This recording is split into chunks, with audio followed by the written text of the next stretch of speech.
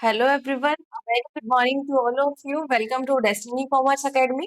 सो आज के लेक्चर के अंदर हम करेंगे क्वेश्चन सीरीज। हम कर रही हैं प्रीवियस ईयर के क्वेश्चन सीरीज, रहेगी 7 दिसंबर 2023 के रिगार्डिंग। सो आइए देखिए, फर्स्ट क्वेश्चन हमारा क्या कहता है। मैच ऑफ द फॉलोइंग करने, हमें लिस्ट 1 दी हुई है और लिस्ट 2 दी हुई है। लिस्ट 1 के अंदर हमें फीचर्स दिए हुए हैं और लिस्ट 2 में रेमेडीज दी गई है ब्रीच ऑफ कॉन्ट्रैक्ट के regarding. Number 1, breach of promise to marry. Next है part performance as much as earn. यही हम कॉन्ट्रैक्ट एक्ट में पढ़ के आए हैं पार्ट परफॉर्मेंस के बारे में। नेक्स्ट दिया हुआ है observation from all obligation. Next है mode of securing the specific performance of negative term of contract. तो यहाँ पर हमें कुछ फीचर्स दिए गए हैं, फीचर्स के अकॉर्डिंग हमें बताना है remedies for breach of contract के बारे में हमें बताना है। मैच ऑफ द फॉलोइंग दिए हुए हैं, तो इस टाइप के क्वेश्चन को हम किस तरीके से सॉल्व करेंगे। सबसे पहले तो अगर हमारा इस टाइप का क्वेश्चन आ जाता है तो जिसके लिए हम बिल्कुल कंफर्म होते हैं, जो हमें बिल्कुल एक्यूरेट पता है, उसको मैच कीजिए। जैसे सेकंड है यहाँ पर part performance as much as earn, यानी कि जितना आपने अर्न, जितना परफॉर्म किया है उतना क्या करता है सामने वाला जो पर्सन है वो पेमेंट कर देता है आपको। ठीक है, तो यहाँ पर कौन सा होगा इसका जो करेक्ट आंसर बनेगा, जो बी का बनेगा वो बनेगा third, shoe for quarter merit. यहाँ पर है मेरिट। ठीक है, तो ये पेपर के अंदर बहुत बार पूछा गया, अलग से भी पूछा जा सकता है आपसे कि अलग से इसका मीनिंग क्या होता है। तो बी का थर्ड आएगा। अब बी का थर्ड कहाँ पे है, ए ऑप्शन में दिया गया है और आपको कहीं पर भी नहीं दिया गया बी का थर्ड। तो वैसे तो यहाँ से बी से भी करेक्ट ऑप्शन की आप टिक मार्क कर सकते हो, बट फिर भी एक बार मैच कर लीजिए। ठीक है, ए जो है हमारा बीच ऑफ प्रॉमिस टू मैरी, यानी कि मैरिज करने का जो प्रॉमिस है उसको अगर तोड़ देते हो तो उस केस में क्या रेमेडी होगी। उस केस के अंदर होता है आपका वेंडिक्टिव डैमेज। ठीक है, तो ये क्या होता है आपका वेंडिक्टिव डैमेज के अंदर हम क्या करते हैं, देखिए लिखवा देती हूँ ये आपका किस टाइप का डैमेज होता है, जहां पर कंपनसेशन दिया जाता है लॉस के regarding. Compensate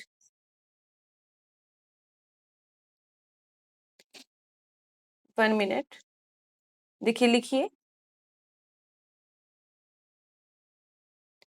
compensate for loss suffered, not punish the wrong doer। ठीक है, गुनेगार होता है इसका मतलब, यानी कि जो भी लॉस हुआ है उसका कंपनसेट दे दिया जाता है, पुनिश नहीं किया जाता है। ठीक है, तो यहाँ पर जो ए जो आपको दिया गया है उसका आपका करेक्ट मैच होगा फोर्थ से। देन सी पढ़ते हैं, अब्सोल्वेशन फ्रॉम ऑल द ओब्लिगेशन। सी का क्या रहेगा हमारा, द नेक्स्ट दिया गया mode of securing specific performance of negative term of contract. तो सी का करेक्ट आंसर हमारा बनेगा 2, रिसेशन ऑफ कॉन्ट्रैक्ट। ठीक है, यानी कि रद्द कर देना कॉन्ट्रैक्ट को। नेक्स्ट है फिर, नेक्स्ट देखिए mode of securing the specific performance of negative term of contract. तो यहाँ पर हमारा फर्स्ट ही बचता है जो कि शूट फॉर इंजेक्शन।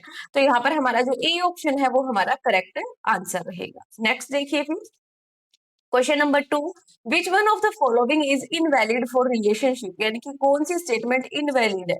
सबसे पहले तो आपको क्वेश्चन को ही ध्यान से पढ़ना है, जितना ध्यान से आप क्वेश्चन को पढ़ोगे उतना ही एक्यूरेटली आंसर को टिक कर पाओगे। ठीक है, क्योंकि क्वेश्चन सबसे पहले आपको समझ आना चाहिए।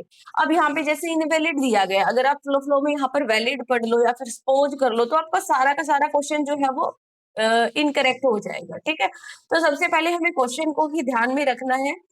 पूछा गया है विच of the following is invalid for relationship among the agent, सब एजेंट एंड प्रिंसिपल। तीनों का जो रिलेशनशिप अनवैलिड कब होता है, इनवैलिड कब होगा, तो आपको फॉलोइंग केसेस दिए गए हैं। आइए हम केसेस के बारे में पढ़ते हैं। Sub agent work under the control, यानी कि सब एजेंट है वो काम करता है under the control and on the direction of the agent. ये तो बिल्कुल सही है आपका, sub agent is responsible to agent only. ठीक है, सो ये भी आपका सही है। नेक्स्ट है privity of contract exist between principal and sub agent, यानी कि अगर आप बात करते हैं कि प्रिंसिपल और सब एजेंट का जो रिलेशनशिप है वो एक गुप्त रिलेशनशिप होता है, ऐसा नहीं है। ठीक है, ऐसा नहीं है। नेक्स्ट पढ़ लेते हैं हम, agent is responsible to principal for the act of sub agent, यानी कि जो एजेंट होता है वही रिस्पॉन्सिबल होता है प्रिंसिपल के लिए जो भी सब एजेंट एक्ट करता है। ये बिल्कुल सही है। तो यहाँ पर जो करेक्ट आंसर बनेगा वो बनेगा आपका ऑप्शन नंबर सी। ठीक है, क्योंकि और तो सारी आपकी वैलिड स्टेटमेंट है। देखिए, एक होता है प्रिंसिपल, एक होता है एजेंट, एक होता है आपका सब एजेंट। ये हम टॉपिक कॉन्ट्रैक्ट एक्ट के अंदर करके आए हैं। जिन बच्चों ने जिन स्टूडेंट्स ने भी जो बैच ले रखा है, इनरोलमेंट कर रखा है, उनको सबको पता है कि लीगल एस्पेक्ट्स के अंदर हम पढ़ के आए हैं। सभी के अंदर जो कॉन्ट्रैक्ट के बारे में जब हम पढ़ते हैं कॉन्ट्रैक्ट एक्ट में, तो सारा का सारा जो है वो हम इसके बारे में रीड आउट करते हैं। अब जो प्रिंसिपल होता है, प्रिंसिपल के कंट्रोल में कौन काम करता है? एजेंट काम करता है। और जो एजेंट होता है, जब वो कुछ एक सिचुएशन के अंदर सब एजेंट को अपॉइंट कर सकता है, तो जो सब एजेंट जो वर्क करेगा वो किसकी गाइडलाइन से करेगा? एजेंट की ही गाइडलाइन से करेगा। ठीक है, देन नेक्स्ट क्वेश्चन देखिए, थर्ड क्वेश्चन की बात करेंगे। थर्ड क्वेश्चन के अंदर क्या बताया गया है? थर्ड क्वेश्चन की बात करते हैं। गिव बिलो टू स्टेटमेंट, आपको दो स्टेटमेंट दी गई है, उसके अंदर आपको बताना है। असर्टेन एंड रीजनिंग की स्टेटमेंट दी गई है। असर्टेशन के अंदर दे दिया, a promoter in variability is one who have associated with formation of company. ठीक है, तो ये आपकी स्टेटमेंट क्या है? इनकरेक्ट है। नेक्स्ट देखिए, रीजन क्या दिया है इसका? इसका रीजन दिया है, a promoter is one who undertake to form a company with reference to given object and who take necessary step accomplish that purpose। तो ये तो बिल्कुल सही है आपका, कि जो प्रोमोटर है वो एक ऐसा पर्सन होता है जो कंपनी को अंडरटेक करता है या उसके ऑब्जेक्टिव को फुलफिल करता है, पर्पस है उसको, उसको फुलफिल करने के लिए नेसेसिटी स्टेप को लेता है। ठीक है, तो यहाँ पर जो सेकंड जो स्टेटमेंट है वो बिल्कुल सही है, बट जो फर्स्ट स्टेटमेंट है वो गलत है। तो यहाँ पर करेक्ट आंसर होगा आपका option number D, that is A is false and R is true. Next देखिए, of the following is the exception of the doctrine of constructive notice। अब कंस्ट्रक्टिव जो नोटिस है उसका एक्सेप्शन क्या है आपका, क्या होगा? तो सबसे पहले तो आपको पता होना चाहिए कि डॉक्ट्राइन ऑफ कंस्ट्रक्टिव नोटिस होता क्या है। अगर बात करते हैं डॉक्ट्राइन ऑफ कंस्ट्रक्टिव नोटिस की, सो डॉक्ट्राइन ऑफ कंस्ट्रक्टिव नोटिस क्या होता है कि जहां पर कंपनी अज्यूम करके चलती है, जहां पर जो कंपनी होती है वो अज्यूम करके चलती है। क्या अज्यूम करके चलेगी कि जितने पर्सन भी हमारी कंपनी में डील कर रहे हैं वो हमारे डॉक्यूमेंट को पढ़कर आए हैं और उस डॉक्यूमेंट के अकॉर्डिंग ही काम करेंगे, और उस डॉक्यूमेंट के अंदर जो लिखा गया है उसी डॉक्यूमेंट के अकॉर्डिंग काम करेंगे, और उस डॉक्यूमेंट के अंदर सब कुछ मेंशन है। ये कंपनी अज्यूम करके चलती है, उसको हम बोलते हैं डॉक्ट्राइन ऑफ कंस्ट्रक्टिव नोटिस। अब इसका एक्सेप्शन क्या होगा, हमें डिफरेंट ऑप्शन के अंदर से बताना है। इस क्वेश्चन को आप तभी सॉल्व कर पाओगे जब आपको चारों जो ऑप्शन दिए गए हैं उनके बारे में पता हो। तो आइए मैं एक बार के लिए आपको लिखवा देती हूँ, चारों ऑप्शन के बारे में थोड़ा थोड़ा आपको लिखवा देती हूँ ताकि आपके लिए हेल्प हो जाए। आगे एक्सपेक्टेड क्वेश्चन भी आपका बन सकता है इन टॉपिक्स के अंदर से। तो आइए लिख लीजिए। फर्स्ट हम लिखते हैं, फर्स्ट लिखेंगे हम डॉक्ट्राइन ऑफ सब्रोगेशन के बारे में। डॉक्ट्राइन ऑफ सब्रोगेशन, देखिए क्या होता है ये? It is a legal principle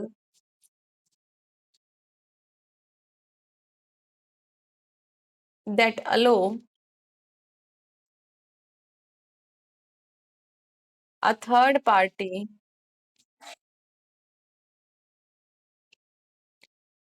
to take on the legal right of another party to collect damages or debt। Next और लिख लीजिए, अपने नोट्स के अंदर राइट डाउन कर लेना इन सबको। कॉर्पोरेट विल, इसका मतलब क्या होता है? देखिए, is a legal concept that separate a company's action from its shareholder and promoter and protect them from being held liable for the company action. देखिए एक बार के लिए समझ लेते हैं कि डॉक्ट्राइन ऑफ सब्रोगेशन का मतलब क्या होता है।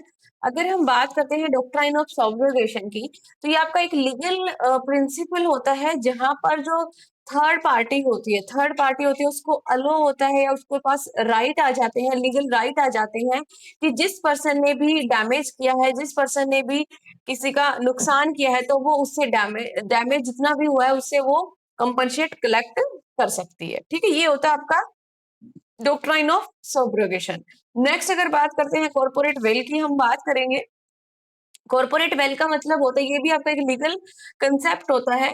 और जैसे कि हमारी अगर बात करते हैं हम कि कंपनी और जो मैनेजमेंट होती है दोनों सेपरेट लीगल एंटिटी होती है, बट कॉर्पोरेट वेल के अंदर क्या होता है कि जहां पर जो डायरेक्टर होते हैं या फिर जहां पर शेयर होल्डर होते हैं, अगर कुछ फ्रॉड कर देते हैं, कुछ इलीगल वर्क कर देते हैं, तो वहां पर कंपनी रिस्पॉन्सिबल नहीं होगी। वहां पर जो शेयर होल्डर है या फिर जो डायरेक्टर है, जो मेंबर्स है, वही रिस्पॉन्सिबल होंगे, उन्हीं के अगेंस्ट जो है वो एक्शन लिया जाएगा। वो होता है आपका कॉर्पोरेट बिल। ठीक है, आप कंपनी के नाम पर जो है वो कुछ भी फ्रॉड वगैरह नहीं कर सकते। अगर किसी ने भी, अगर शेयर होल्डर ने फ्रॉड किया है, तो उसके लिए एक्शन शेयर होल्डर के अगेंस्ट ही लिया जाएगा, कंपनी के अगेंस्ट कोई एक्शन नहीं लिया जाएगा। ठीक है, तो यहाँ से आप ये लर्न कर लेना दोनों चीजें होती क्या है। एक और कंसेप्ट आपका रह गया, उसके बारे में और लिख लीजिए आप। कंसेप्ट क्या कहता है, देखिए, doctrine of ultra vires.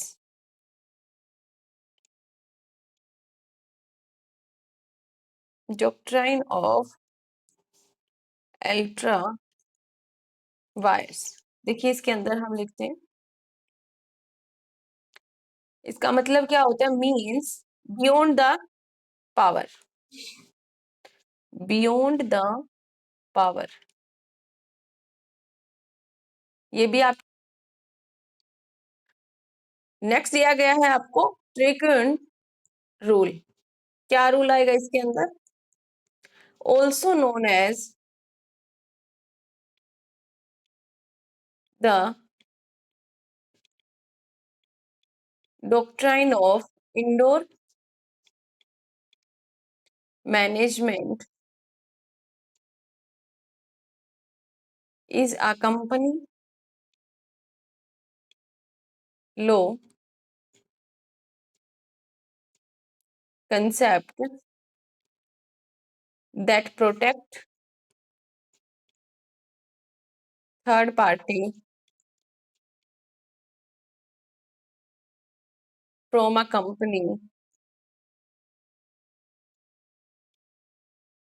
Companies action.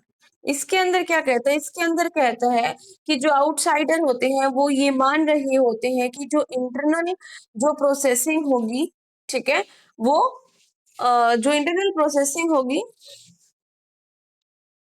जो भी इंटरनल प्रोसेसिंग हो रही है कंपनी के अंदर, वो आपने ही की होगी, यानी कि कंपनी ने ही की होगी। यहाँ पर थर्ड पार्टी ऐसा अज्यूम करती है।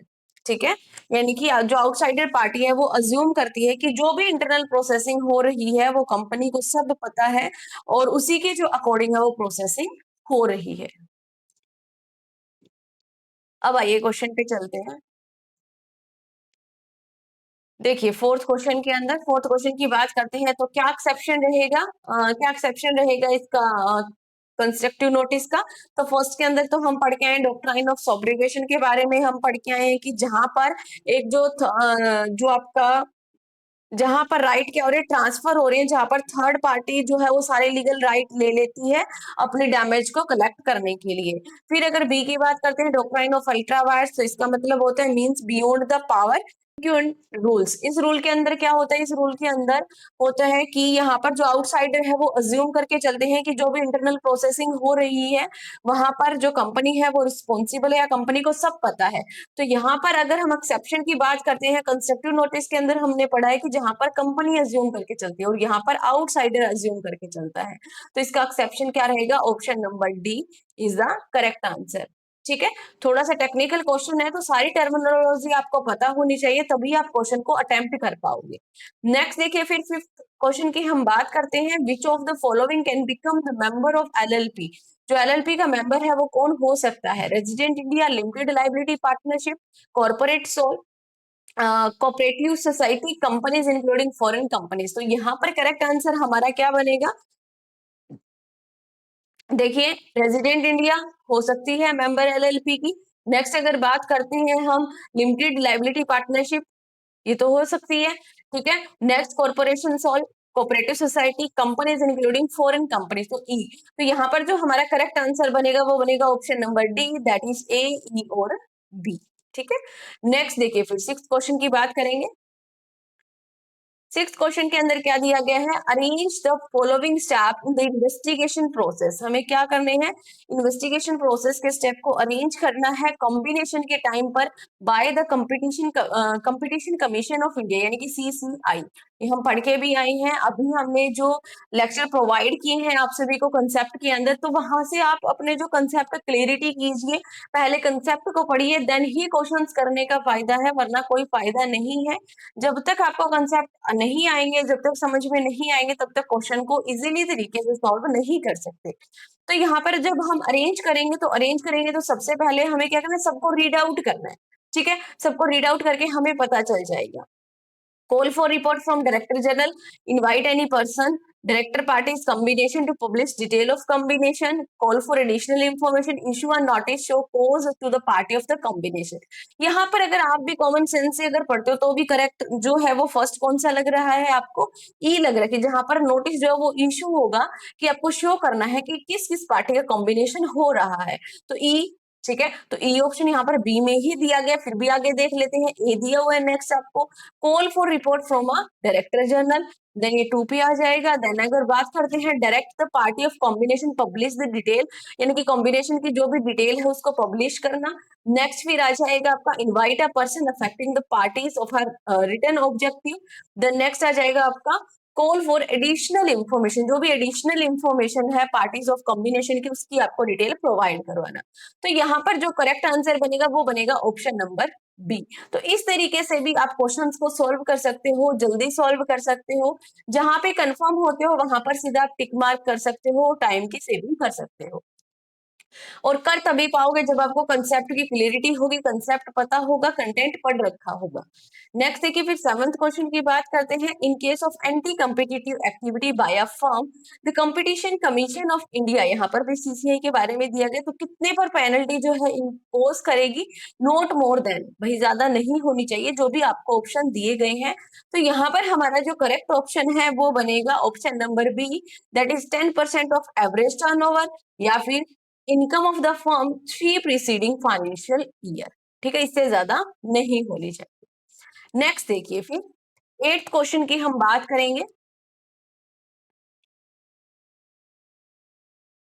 एट्थ क्वेश्चन के अंदर क्या दिया गया, the trademark can broadly classified into which of the following categories. जो भी आपके क्वेश्चन आए हुए हैं ये कंप्लीट कंटेंट हमने ऐप पे प्रोवाइड करवा रखा है, कंप्लीट आपको सारा का सारा जो कंटेंट है वो प्रोवाइड हो जाएगा, हर एक जो क्वेश्चन है वो कंटेंट के अंदर से ही आया हुआ है आपका। तो यहाँ पर हम सॉल्व करते हैं, जो ट्रेडमार्क है उसको ब्रॉडली क्लासिफाइड किया गया किस किस कैटेगरीज के अंदर, descriptive, normative, generic, explanatory and inventive. तो यहाँ पर हमारा जो करेक्ट आंसर बनेगा एट्थ का वो बनेगा D, that is generic, next descriptive, next is invented. Ninth question देखिए, which are the state where every supplier of goods and services is required to obtain registration, यानी कि कौन सा स्टेट है जहां पर हर एक सप्लायर को गुड्स एंड सर्विसेज के अंदर रजिस्ट्रेशन ऑब्टेन करने की रिक्वायरमेंट होगी। इफ द एग्रीगेशन टर्नओवर, अगर टर्नओवर कितना होता है, लिमिट अगर एक्सीड करता है 20 लाख से ज्यादा supply of goods and services के रिगार्डिंग। तो वैसे ये क्वेश्चन ड्रॉप कर दिया गया है, लेकिन फिर भी मैं यहाँ पर आपको आंसर बता देती हूँ कि इसका करेक्ट आंसर क्या बनेगा। 9th का जो करेक्ट आंसर बनेगा वो बनेगा आपका सी ऑप्शन, सी ऑप्शन बनेगा, that is Sikkim, Meghalaya and next is Arunachal Pradesh. ठीक है, तो C option is a correct answer. Next देखिए, फिर 10th क्वेश्चन की हम बात करते हैं। A charitable trust registered under Section 12AB of Income Tax Act is registered under GST in New Delhi. It provides yoga training to middle-aged people, coaching for basketball to teenagers, and skill development services to person over the age of the 65 year residing in New Delhi in the month of July. This is trust is liable to pay GST on GST किसके ऊपर पे करेगा? Yoga training पे, coaching for basketball, skill development services and coaching for basketball and yoga training. तो यहाँ पर correct answer बनेगा हमारा option number B, that is skill development services. ठीक है, तो आज के लेक्चर के अंदर हमने 10 क्वेश्चंस किए हैं। क्वेश्चंस आपको कैसे लगे हैं कमेंट सेक्शन के अंदर जरूर बताइए। ठीक है, और यहाँ से अगर आप कंटेंट को परचेज करना चाहते हो, अगर आपने कंटेंट को परचेज नहीं कर रखा है, उसके अंदर इनरोलमेंट करना चाहते हो, तो आप इनरोल कर सकते हो। प्ले स्टोर में जाके डेस्टिनी कॉमर्स एकेडमी ऐप को आपको इंस्टॉल करना है, वहां से बैच के अंदर आप इनरोल कर सकते हो, और साथ के साथ आप MCQ सीरीज भी लगा सकते हो। ठीक है, और अगर ज्यादा इंफॉर्मेशन चाहिए तो आप हमें कांटेक्ट कर सकते हैं 8708021109 पर। Thank you all of you.